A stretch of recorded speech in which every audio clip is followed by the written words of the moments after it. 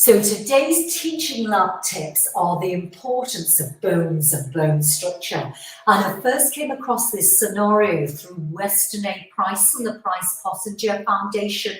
So your genes load the gun, the environment pulls the trigger.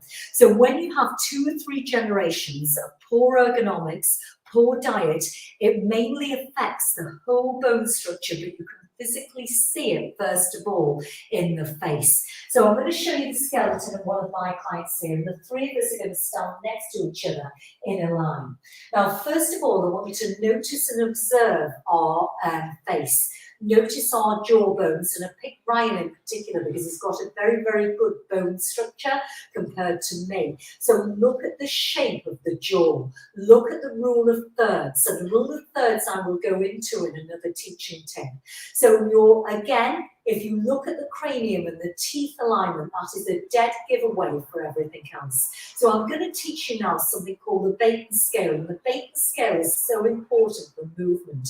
If you've not got adequate movement and mobility and flexibility in your bone structured joints, you're going to have compensatory patterns. So if you turn to face me, Ryan, so that's it, and step yourself back, and I'll just make sure the people who are watching can see us. Yes, they can see us nice and clear. So Beighton scale is 9 points. So feet tied together, I'm going to do it together. I want you to see if you can touch the floor. And if you can touch the floor with your hands, that's 1 point. So as you can see, Ryan gets 1 point, I don't. Bring yourself to come up. Now take your feet apart, and I want you to try and force your knees back as much as you can.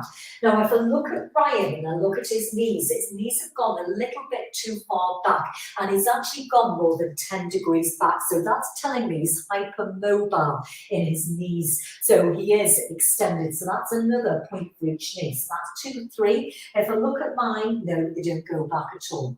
Okay, turn to face the camera, Ryan, and let's stick our arms to go out. Has he got those inside out elbows?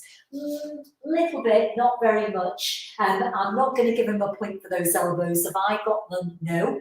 Okay, I want you to take your hand up like a duck, and I want you to see if you can get that thumb to touch the wrist. Yeah, that's another point. Okay, take it to go up, get the other thumb to touch the wrist, that's another point. Then I'm going to take this hand back, and I want you to see if you can get your little finger to go back. That's 1 point. If you can't, no, you can't on that.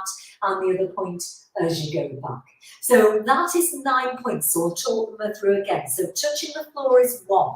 Each knee is 2, 3, 4, 5, 6, 7, 8, 9. So Ryan scored 1, 2, 3, 4, 5. So he got 5 points on the Beighton scale.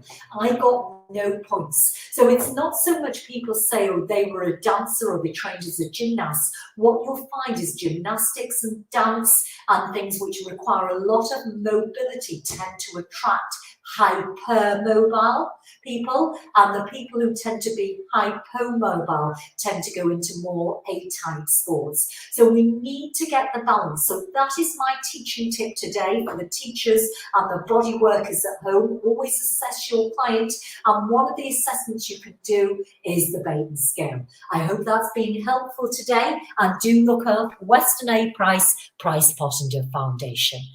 And